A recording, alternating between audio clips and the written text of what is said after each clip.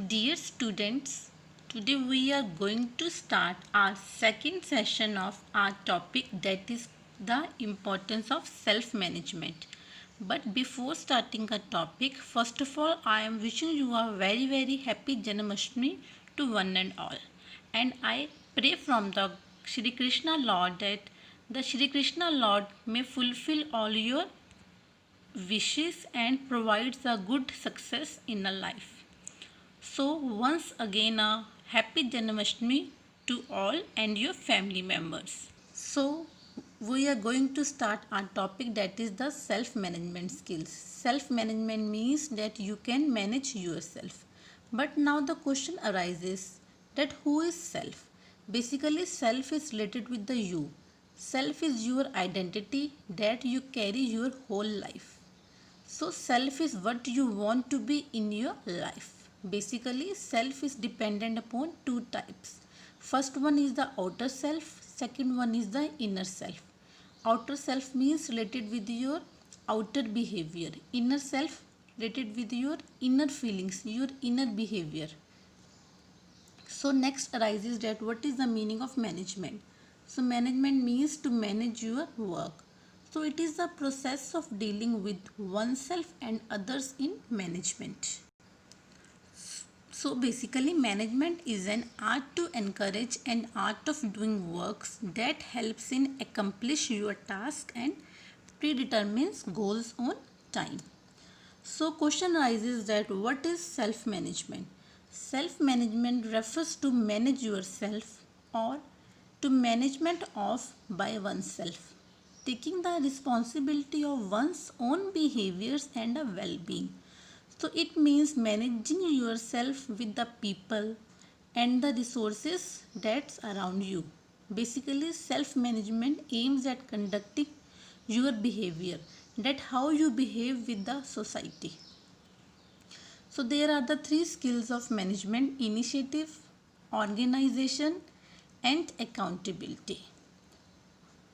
Our first skill is the initiative. Initiative means always take a initial step, means doing the right things without being told what to do.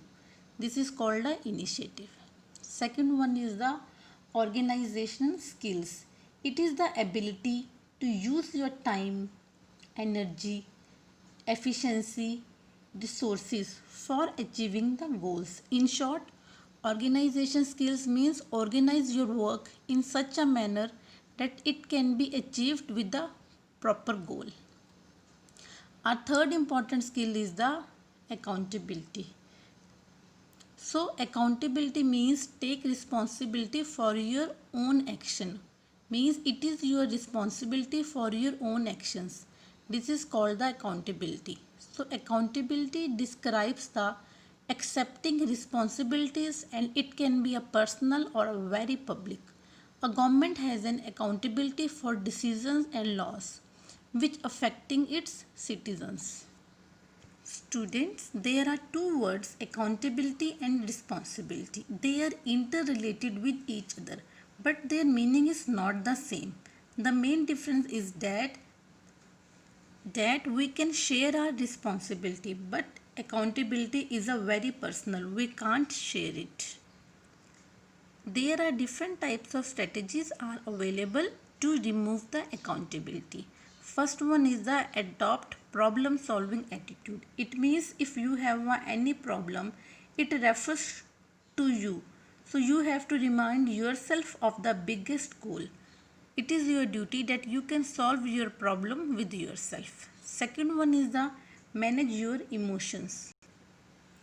Emotions always get in a way of rational interpretation of a situation. They usually prevent us from working towards the most constructive solutions. Although emotions may seem like a natural and an uncontrollable phenomena, so it is very important that we should have a control on our emotions. Third one is the coping with distress.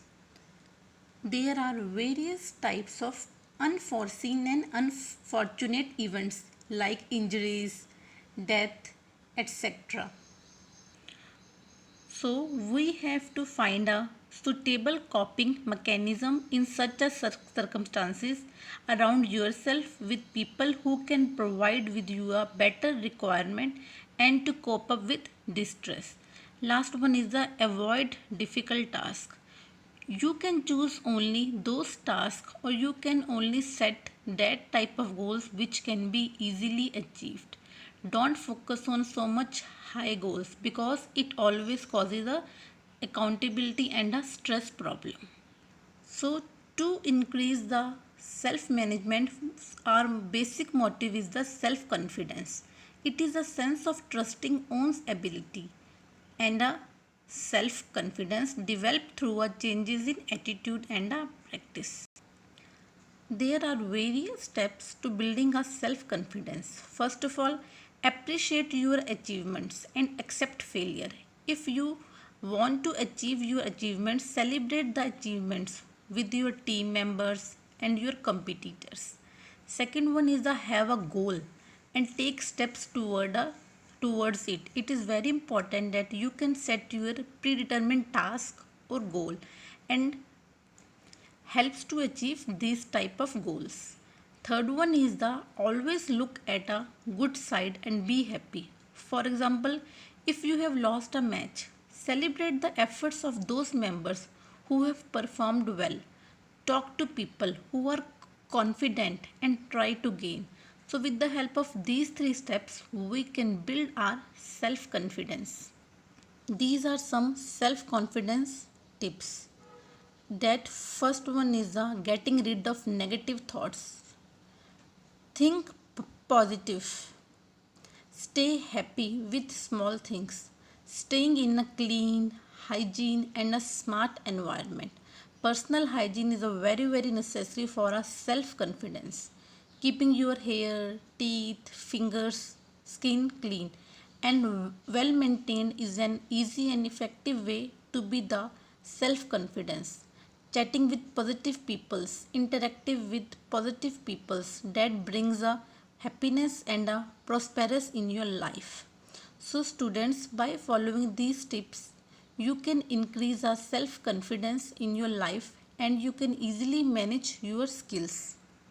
So students, in the end I am again wishing you a happy Janmashtami to one and all. Thank you. Have a nice day.